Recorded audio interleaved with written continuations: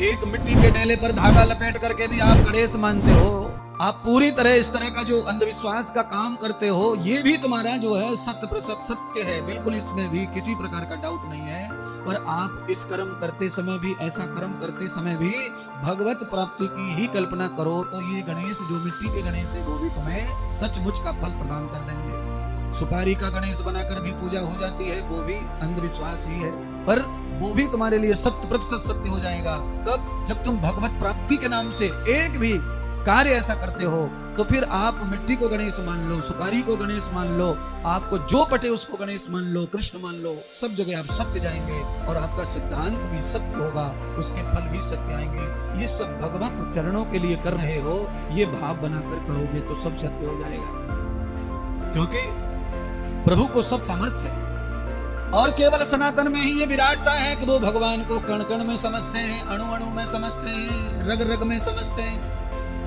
मिट्टी में तो बहुत कण होते हैं, सुपारी में बहुत सारे कण होते हैं, और भगवान कण कण में समाये हुए होते हैं। पर महाराज आप जो कह रहे हैं वो बात तो सही है, हम भी जानते हैं, पर भगवान कभी कहीं कणों में दिखाई तो देते नहीं है। दिखाई देंगे कैसे?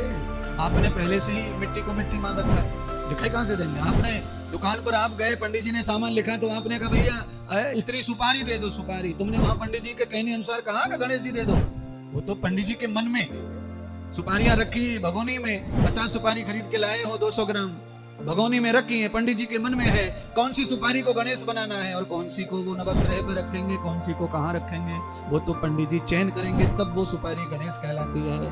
उससे पहले तो वो दुकान पे से खोखा में आई है, तब तक वो सुपारी सुपारी रहती है। तुम्हारा भाव भी सुपारी का रहता है। इतनी गांठ हरद के लिए आना पूजा के लिए पंडित जी ने कहा, तो आपने भी कहा महाराज इतनी हरद दे दो। आपने हरदी को कहा देवता माना, सुपारी को आपने देवता कहा माना, तो फिर वो सुपारी आपको वो फल कैसे प्रदान कर देगी?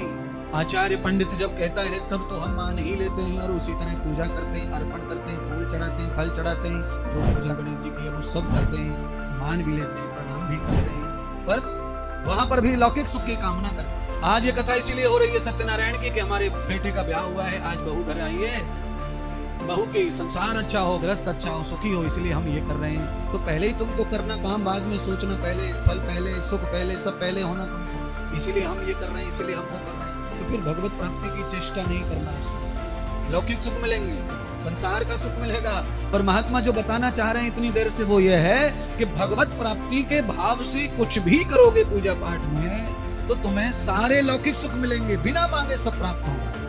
भगवत चरण प्राप्त होने से सब प्राप्त हो जाता है। कोई कण ऐसा नहीं है जिसमें भगवान नहीं है, परमात्मा नहीं है।